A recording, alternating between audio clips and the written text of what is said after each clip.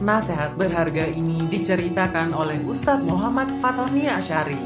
Suatu hari beliau kedatangan tamu dari Syria untuk melaksanakan program Khuruj di Masjid Al-Araf Bukit Cirende Pisangan Ciputat.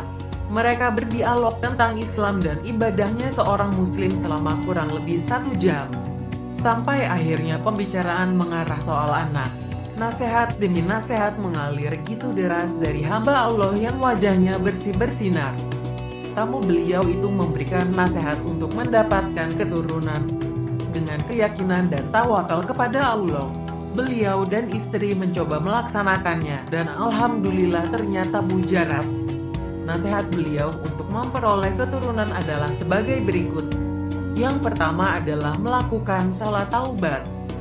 Para ulama bersepakat bahwa sholat taubat ini disunahkan sebagaimana diriwayatkan dari Abu Bakar bahwa ia mendengar Rasulullah berkata, tidaklah seseorang yang berdosa lalu dia berwudu kemudian melaksanakan sholat lalu memohon ampun kepada Allah kecuali Allah akan memberikan ampunan kepadanya. Kemudian diterangkan juga dalam surat Hud ayat 3 bahwa dan hendaklah kamu memohon ampunan kepada Tuhanmu serta bertaubat kepadanya. Niscaya Dia akan memberi kenikmatan yang baik kepadamu sampai waktu yang telah ditentukan. Dan Dia akan memberikan karunia-Nya kepada setiap orang yang berbuat baik. Kemudian nasihat yang kedua adalah dengan memperbanyak istighfar, terutama saat sahur dan subuh. Allah berfirman di dalam Al-Quran dan memberi resep bagi mereka yang kesulitan memiliki keturunan, yaitu dalam surat Nuh ayat 10-12 yang artinya, mohonlah ampun kepada Tuhanmu. Sesungguhnya Dia adalah Maha Pengampun, niscaya Dia akan mengirimkan hujan kepadamu dengan lebat, dan membanyakkan harta dan anak-anakmu, dan mengadakan untukmu kebun-kebun, dan mengadakan pula di dalamnya untukmu sungai-sungai. Ibnu Hajar juga menjelaskan bahwa doa dan istighfar di waktu sahur adalah dikabulkan. Hal tersebut dikuatkan dengan firman Allah Ta'ala dalam surat Ali Imran ayat 17. Dan orang-orang yang meminta ampun di waktu sahur.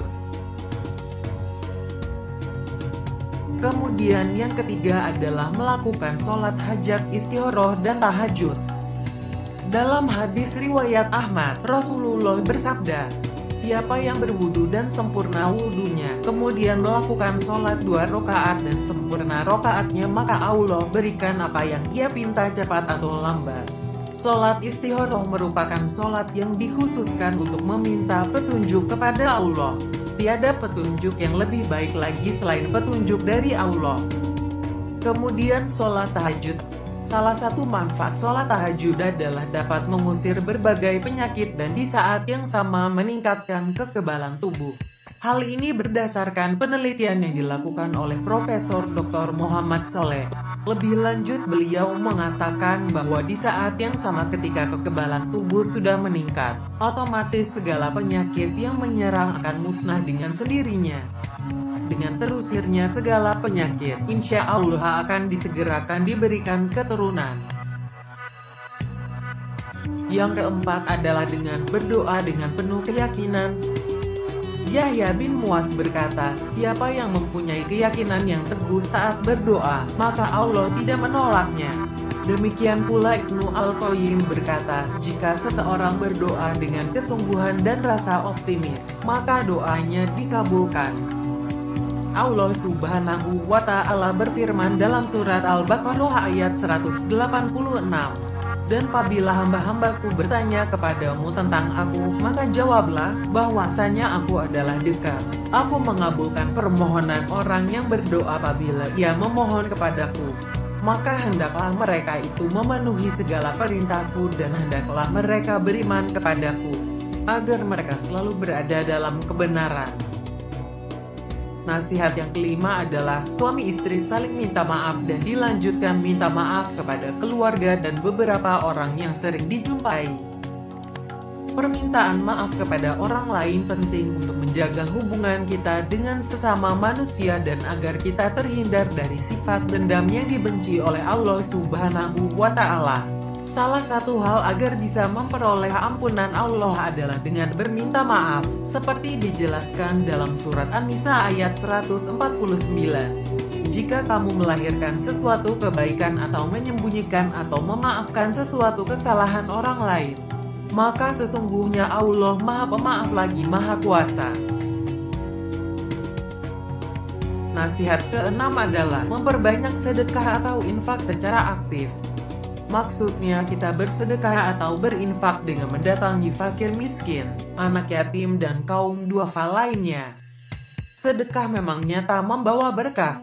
Banyak kisah-kisah yang menggugah tentang keajaiban sedekah. Dalam surat Saba ayat 39 diterangkan bahwa, dan barang apa yang kamu nafkahkan maka Allah akan menggantikan harta yang disedekahkan, memberkahinya dan menambahkan karunia-Nya. Allah berfirman, Aku adalah sebagaimana yang diprasangkakan hambaku kepadaku. Oleh karena itu, selalulah berprasangka baik kepada Allah, terutama berprasangka baiklah bahwa Allah akan memberikan keturunan. Maka Allah akan dengan serta-merta menunjukkan kemaha-kebaikannya kepada kita. Allah pasti membalas kebaikan kita dengan balasan yang setimpal dengan amal perbuatan kita. Kemudian nasihat yang ketujuh adalah, sebelum berhubungan, suami istri melaksanakan salat hajat dan berdoa dengan penuh keyakinan. Firman Allah dalam surat Al-Baqarah ayat 45. Dan mintalah pertolongan kepada Allah dengan sabar dan sholat.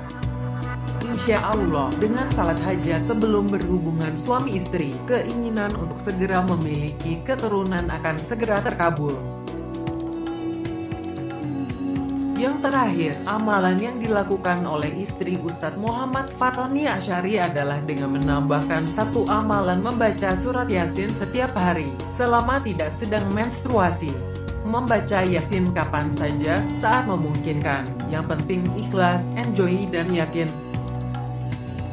Ustadz Muhammad Fatoni Asyari seperti diingatkan kembali, nasihat orang Syria ternyata bersumber dari Al-Quran. Begitulah amalan dan nasihat berharga agar bisa memperoleh keturunan. Semoga informasi ini bermanfaat.